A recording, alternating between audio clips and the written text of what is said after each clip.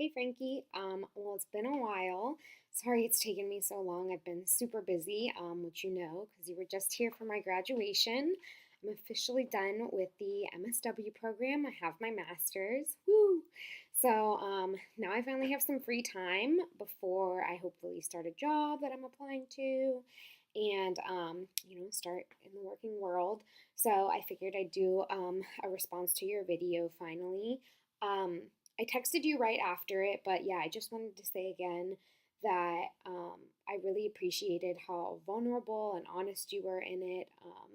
And I'm really happy that you called the suicide prevention hotline. And we're all so glad you're here and you're so loved. And I think in the video you call it like a moment of weakness, but it definitely wasn't. It's a moment of strength. And your whole video being so vulnerable and open, especially as a man on the internet, was really strong. And so I love you. And again, I'm just so happy that you're here. A girl from my small group at UF well, I guess just last month now, died by suicide. I didn't know her super well, but it's really sad, and we still have a long way to go in suicide prevention. So for my video, I kind of wanted to return the favor and return your gift of vulnerability and honesty, which I think a lot of my friends and family know can be difficult for me, especially verbally and not in the written word. I struggle a little bit with my words sometimes. But, you were so open about things that it made me want to share how the social work program has helped me personally. Been reflecting a lot on it due to just graduating. And of course, yeah, I learned a lot of techniques and skills in being a therapist, how to diagnose, about all different kinds of policies and things, all the stuff that you have to learn as a social worker, how to document, assess, etc.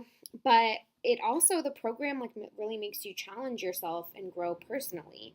One of the skills, the main thing you learn basically as a therapist is just how to listen to people really well, how to actively listen, and pay attention to what people are saying and just to validate them, because you're basically just walking with them through their bullshit. And so the program really makes you confront your own bullshit and just everything in your life, because you kind of have to be okay with yourself and okay with all of that before you help other people.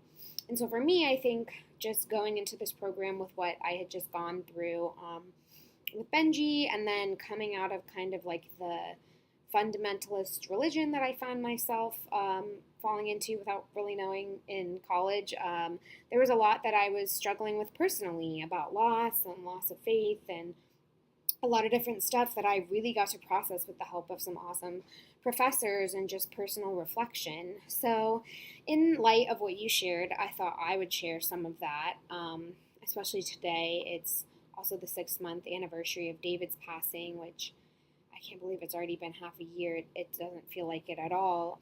I'm going to read some of my favorite work that I did in the program. Two of the papers I'm going to read from are for the class Loss and Bereavement, which did focus a lot on death, but we also talked a lot about how our clients are going through, and everyone goes through all kinds of different losses, like life transitions, getting a job, losing a job, moving to college, going through a divorce, having a baby, getting married, like even good things are losses. Things change in your life. You'll lose different things and gain other things.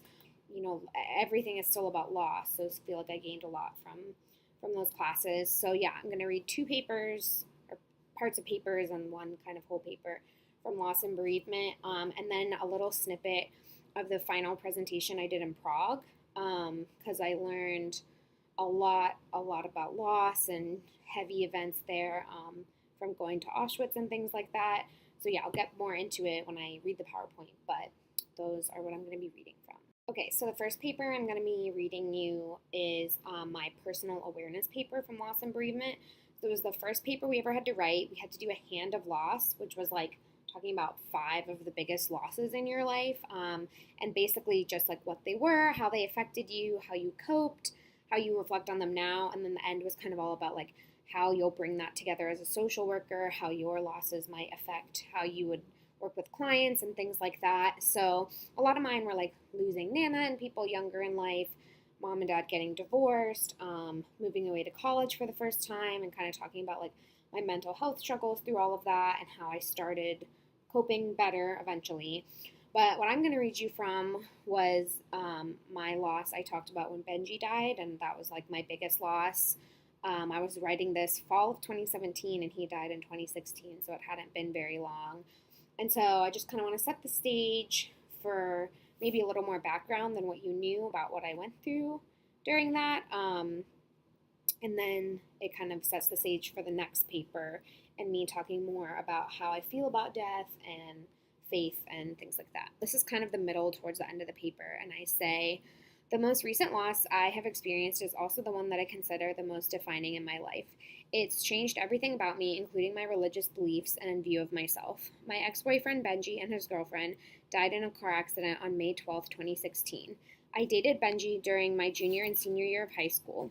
Our relationship was far from perfect, but at the time I truly loved him. Benji broke up with me before I left for college, which contributed to my hard time adjusting to the move.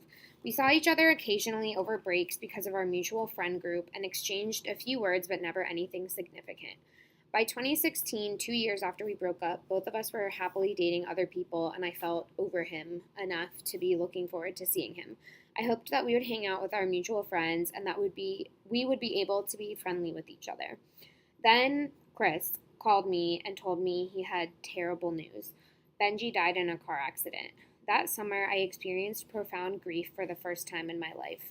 Additionally, because of the nature of our relationship, I felt isolated in my pain from my friends. Benji and I had known each other in a way they would never understand. We had been close in a different way. At the same time, I felt that I had no right to grieve over him compared to my friends and his family because he was not an essential part of my life anymore. It was devastating and confusing. His viewing was the first open casket I ever attended, and I felt afraid being near his body.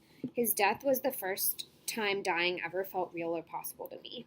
I knew that people died at my age or younger all the time, but that was something that happened in tragedies on the news. Now I felt terrified because death could be just around the corner for me or my loved ones. My family and friends were supportive during Benji's death and all of my other losses. However, it was not until I allowed myself to confide in others that I was able to receive their help during my losses. I was raised Catholic and converted to Protestantism in my teenage years, which my parents supported. My faith in God wavered here and there, but helped me through my early losses with family and my parents' divorce, and also mental health stuff, which I didn't write. My family always prayed, say hi to Grandpa Frank, Nana Ann, etc., and other loved ones lost, so I had no doubts that they were in heaven. When I joined the Christian group in college crew, my beliefs became more fundamental. While this was comforting at the time and helped my transition into college, I always had some questions and doubts about how extreme their views seemed to me. When Benji died, my faith unraveled. Was he in heaven? Why would God let this happen? Was any of it real? At first, I still felt comforted by my beliefs. As my support system at school pulled away, it did not address Benji or offer much support other than empty platitudes, and could not or would not answer my questions, I became more and more disillusioned. Currently, and this was like fall 2017, I've completely dissociated myself from evangelical Christianity, and I'm not sure what I believe. I'm a little more sure now. Still disassociated, obviously. I would identify as spiritual. Recently, again, fall 2017, so not recent anymore, I visited Benji at the cemetery, and there was a frog hidden on his tombstone. I used to catch frogs on Benji's porch while we dated, so I took this as a sign that he's okay, and everything between us is forgiven. I'm comforted by this and believe that he is somewhere at peace. Getting a sign from him is why I cannot entirely abandon my belief in an afterlife. I do not believe that it is the evangelical Christian version that I initially assumed, though. So then I skip a little bit through some stuff about coping skills, very social worky.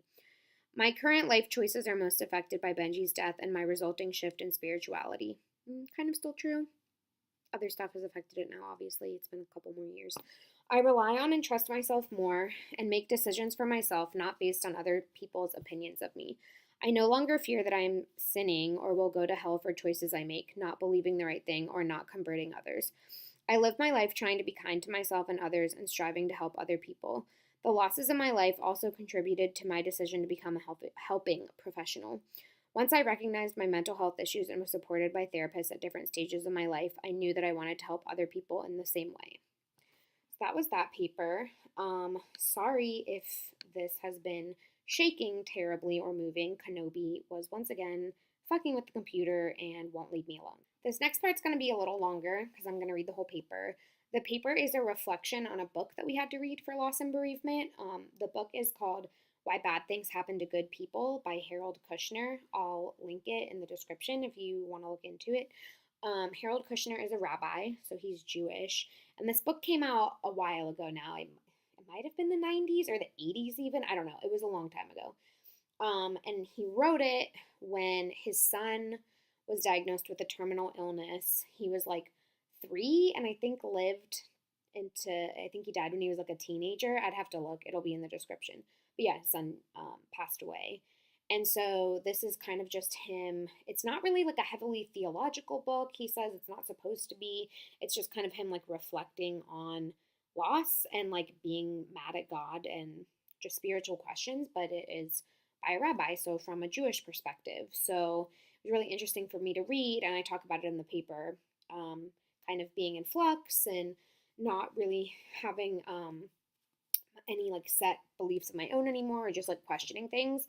So to read this book by a Jewish rabbi and actually read it with an open mind, thinking like what he has to say is valuable, not just reading it and being like, well, I'm Christian, so I don't believe in it. Like, this is wrong, was really interesting for me. And I talk about that a little bit in the paper. I wrote the closest thing I can identify is spiritual agnostic with Christian leanings due to my past faith, which I would still say is probably accurate. That's kind of how I feel.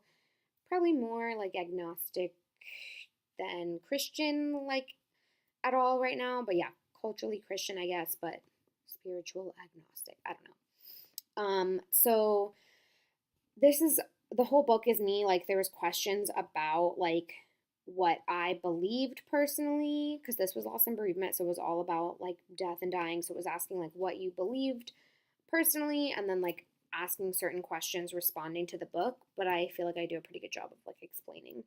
So I say, since I'm going through this religious conflict, I am not sure what I believe about the afterlife anymore.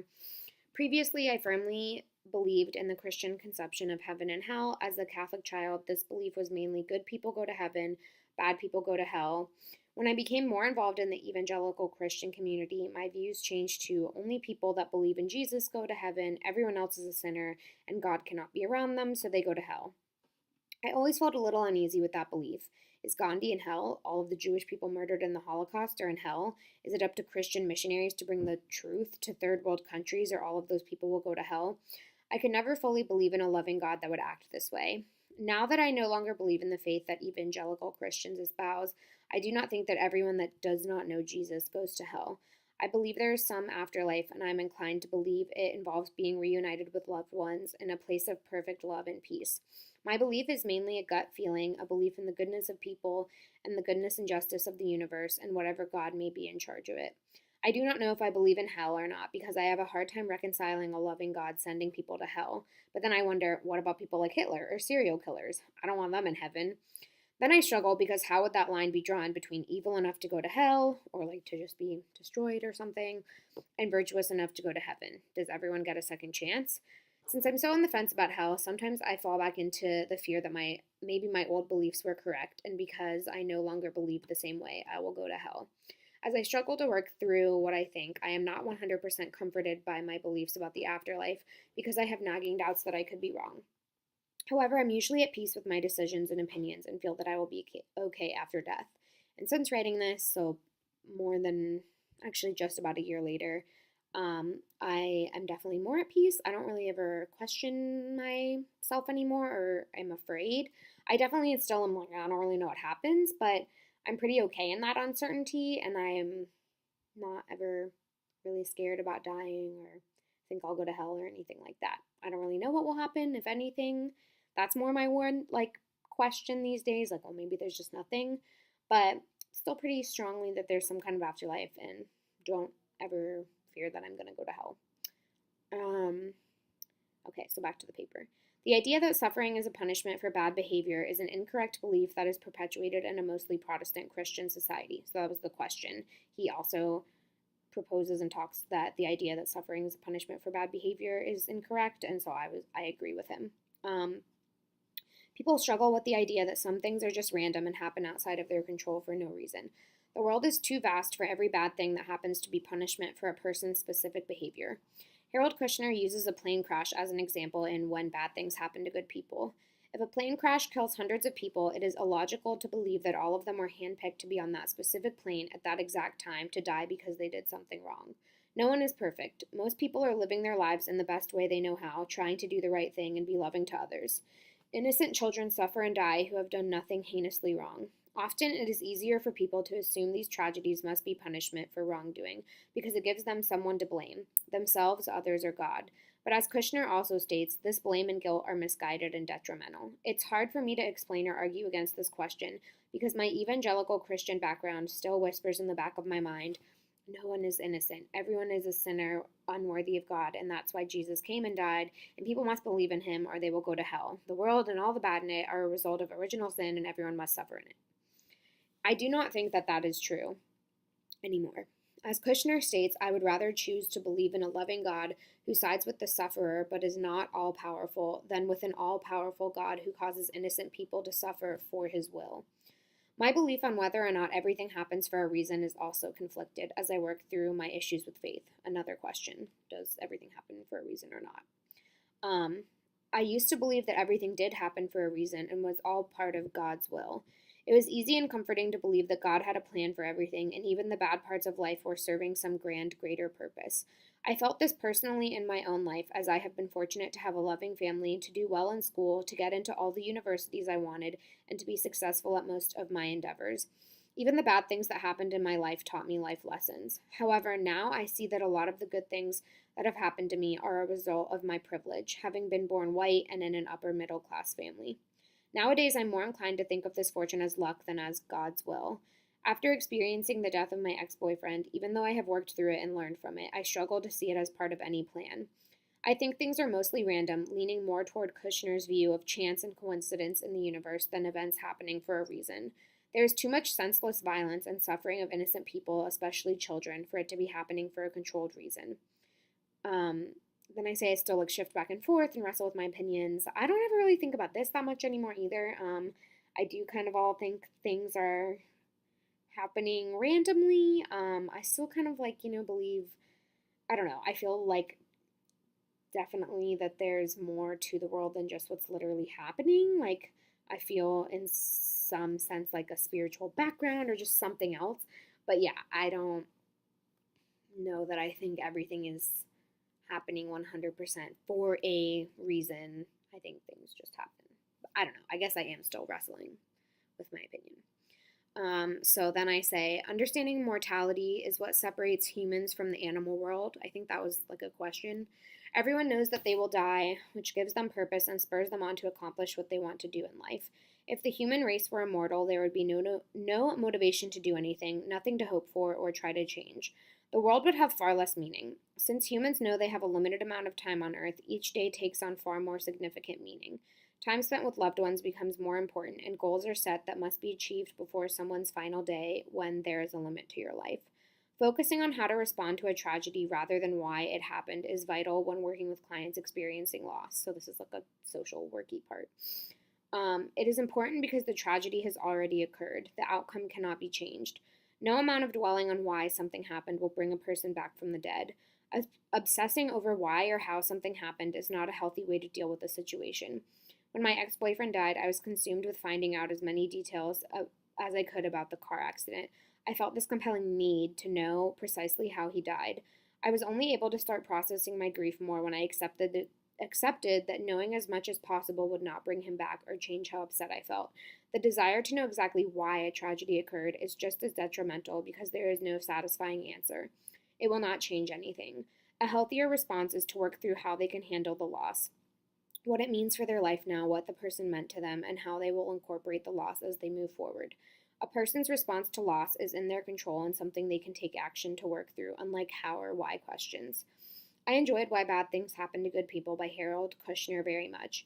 It gave me a perspective on issues of loss and God from a belief system outside of Christianity. While I'm familiar with Judaism and other religions, I had never read a book from another religious perspective with an open mind that I might find value in it. This book helped me in my process of grappling with religion, and I took away many lessons from it. Perhaps most beneficial to me were Kushner's beliefs about the Genesis creation narrative. I had never read a Jewish perspective on the story of Adam and Eve and the fall of humanity. It was comforting to read a religious leader that does not believe in original sin and that all of humanity is evil just by nature of being born.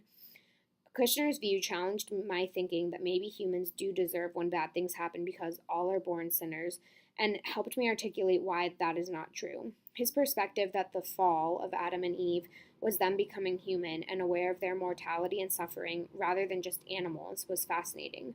I also liked Kushner's take on the creation narrative as still being in motion, that God has not rested on the sixth day yet, and that we are currently in this slow moving evolutionary process where evil may be a result of the leftover chaos that has not yet been sorted out. Finally, Kushner's opinion that God is probably not all powerful and is instead all good and loving, with events on earth out of his or its or hers control, gave me a lot to consider. It's comforting to think of God as fully good, loving, and on the side of the oppressed rather than the oppressor. But at the same time, having been taught to believe so firmly that God is all powerful, it's hard for me to give up altogether. Part of me is still angry that if God is not omnipotent, what kind of God is he? Overall, I enjoyed Kushner's perspective. It helped me in my journey, but I'm still grappling with things, and his book was not a quick and easy fix for my questions as much as I would like any book to be. I just share all of that with you because I think about it a lot, just in light of David's passing, and obviously it was really hard for me too, and I'm still processing it. But I think having that background of having had to go through such a traumatic loss when Benji died suddenly, and then already having grappled with a lot of these questions, but feeling more at peace with it, feeling more at peace with like uncertainty and being out of fundamentalist religion helped me a lot. And then for me, also having a period of anticipatory grief, like knowing David was so sick, as hard as it was, but kind of having that time to prepare myself was a lot different for me than Benji's death. So those are just things that I grapple with, and I still again would say I'm like a spiritual agnostic person, but I have no questions that Benji and David are at peace, and it fucking sucks still. And yeah, like I said, I don't think it happens for a reason, but that's kind of how I go about my life, and I think it is still really hard. I definitely have days where I'm like, oh shit, like I could get sick at any moment. I could get in a car accident. Anyone could. Chris could. You could. Like everyone could. Um, but that's just kind of something that you have those moments, and then I work through them, and you have to move on. So yeah, it's been interesting to watch myself kind of from the outside and see how I've evolved and kind of worked through a lot of this. And so the last thing I'm gonna read and share is a presentation that I did at the end of my study abroad trip in Prague, and it was just kind of your own take on whatever you wanted to say, reflecting on the whole trip. And the trip was super, super meaningful for me. Probably my favorite thing I did in this entire program. We traveled a lot, as you know. We learned all about like communism and stuff in Prague, which was crazy. But definitely most impactful was we learned a lot about the Holocaust. We went to Auschwitz. We went to Auschwitz to Birkenau. We went to Lidice, which was a city destroyed by the Nazis. We went to, hold on, I have to look at what it was called. Terezin, which was a Czech Republic concentration camp where a lot of kids died. We saw a lot of ghettos, memorials to people. We went to Oskar Schindler's factory, like that museum. He was the guy from Schindler's List that like saved a bunch of people, a bunch of Jewish people. And then we went to like Nazi rallying grounds and just saw all that crazy stuff. Went to where the Nuremberg trials took place. And so while all this was happening, we were also learning about the criminal justice system in the U.S. and how unfair and fucked up it is and prejudiced. And so, yeah, it was just an incredible trip. We went to the concentration camps. Auschwitz is in Poland. So I got to visit Poland, which Benji is Polish. His whole family is. So it was like really meaningful for me to get to go to that country and feel like connected to him in that way. And then at the same time, again, I was also thinking about David. I said goodbye to him in the hospital that day before we left because everyone, it was kind of the unspoken thing of, you might be out of the country and something could happen. So, I was processing that and thinking about, losing him and was really upset about it. And so, yeah, I could make a whole video just on the experience in Auschwitz. It's really hard to even describe. I talked to you a little bit about it after I got out or came back for the first time. But these were my thoughts in Prague right before we left on the whole trip. So my first slide starts with a quote from Franz Kafka. He was a Czech Jewish scholar and like philosopher, and he wrote this book called The Metamorphosis. It's really short. You might have had to read it in undergrad. And so the quote from him is, "As Gregor Samsa awoke one morning from uneasy dreams, he found himself transformed in his bed into a gigantic insect." Franz Kafka, The Metamorphosis.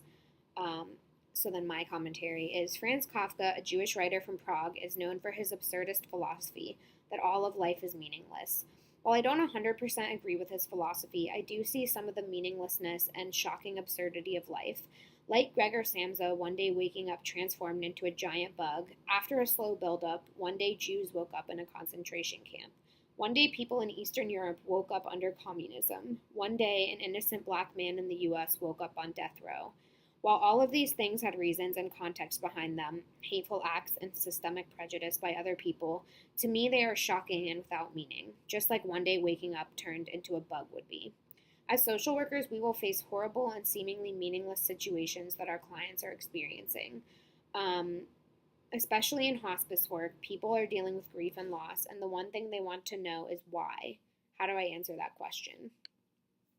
So then on this slide, I show a picture of Auschwitz, and then a picture of this big, like, giant book that's in Auschwitz that has all the names of the people that died at Auschwitz, the names that they know of, and it's like a huge book, and it's not even all the names. And so I said, experiencing Auschwitz was the most meaningful experience of the trip and probably will be of my life. To be in such a dark place and experience the depth of human depravity honestly can't be conveyed in words. I really felt the magnitude of how many lives were lost there. It was so sad and terrible. Terezin and Lidice were the same way. The horror would also hit me in every city we went to when I saw a memorial to the Jewish people or the small gold squares with names commemorating where they had lived. It was such an offense to the dignity and worth of the human person, which we strive to value as social workers. It made me think of how I have experienced grief in my own life and how people experience it when I volunteer at hospice. One life is just as valuable as 6 million. One death affects multiple people forever. On such a large scale, it is unfathomable. And I felt a duty to grieve for them because entire families and communities were wiped out, unable to grieve for each other. And so this was my last slide. It was a group presentation. And I have 3 quotes on the slide. One was a picture of a quote that was on the wall at Auschwitz. And it says, "Remember only that I was innocent and just like you, mortal on that day. I too had had a face marked by rage, by pity, and joy, quite simply a human face. Benjamin von Dane, murdered at Auschwitz-Birkenau in 1944. The next picture was from the Communist Museum, and it's a quote by Václav Havel, who was the first president of the Czech Republic when communism fell there. And it says, "Human rights are universal and indivisible. Human freedom is also indivisible. If it is denied to anyone in the world, it is therefore denied indirectly to all people. This is why we cannot remain silent in the face of evil or violence. Silence merely encourages them." Václav Havel. And then the last quote is one I just wrote out, and it says, "How wonderful it is that nobody need wait a single moment before starting to improve the world, Anne Frank." So then I said, "We remember the Holocaust and say, never again, and yet it has already happened again. Genocide in Armenia, Rwanda, and so many other places. The U.S. is not exempt. We have a crisis of mass incarceration in which we are unjustly locking up minorities and vulnerable populations to die in prison. We ignore our dark history of slavery, lynching, and racial prejudice in an attempt to cover up our crimes instead of atoning for them, as Germany has tried to do." Because, yeah, we saw, like, in Germany and a lot of other places, they're very they're not perfect, obviously, but they're much more open about what the Nazis did. There's a lot of memorials. There's just a very different feeling to how they address Nazism in their past and try to atone for it, and how we completely cover up and try to like say, oh, we weren't that bad with like slavery and America's shitty past. Reading Just Mercy shook me to my core. I had no idea the extent of corruption and injustice occurring in our own legal system. That's the book we had to read for the criminal justice class. It's called Just Mercy by Brian somebody. I can't remember off the top of my head. I'll link that too. It's amazing. You should definitely read it. So I think the answer to the absurdity and pain of life is Anne Frank's quote that I said above. How wonderful is it that nobody need wait a single moment before starting to improve the world? Despite not knowing the answers to the pain in life and the question of why, we can try to make the world a better place. As social workers, we can support people in their pain and help them on their way to healing. We can advocate for our clients to protect human rights and freedom. We can fight against systemic injustice. Although I saw a lot of pain on this trip, I also saw a lot of beauty. I still believe in the inherent goodness of people, the Oskar Schindlers of the world and the other people that helped during the Holocaust, the dissidents and students of the Velvet Revolution fighting for freedom, all of the social service providers we met during our site visits, and the people like Brian Stevenson, that's his name, and us fighting for the oppressed at home. But yeah, that's some of the most important and personal things that I learned in the social work program. And they've helped me personally with my mental health. They've helped me think about my faith and work through what I believe, if anything. They helped me think about Benji's death in a different way. Helped me a lot with David's passing, as hard as it still is. And it will stick with me as I, work as a social worker and help other people. And so I hope any of that was a little bit helpful for you, or you took anything away from it. Another thing with loss is, if you have time, if you want to listen to or read Harry Potter again, so good. I've reread that a lot lately, and that has always really informed kind of like my thoughts about life and death. She talks, J.K. Rowling, a lot about how if her mom hadn't passed away while she was writing, the books would be totally different. Like, the books are basically like her grief journey through losing her mom. And so, yeah, they just have helped me so much, which you obviously know. That's why I love them. I hope this video helped you learn a little bit more about me and kind of where I'm at, and that you got something from it. I know you're working your butt off right now at your job and with your finals, so I hope everything works out really well and that you stay healthy and you do amazing on your finals. And I'll talk to you soon, and I love you. Bye.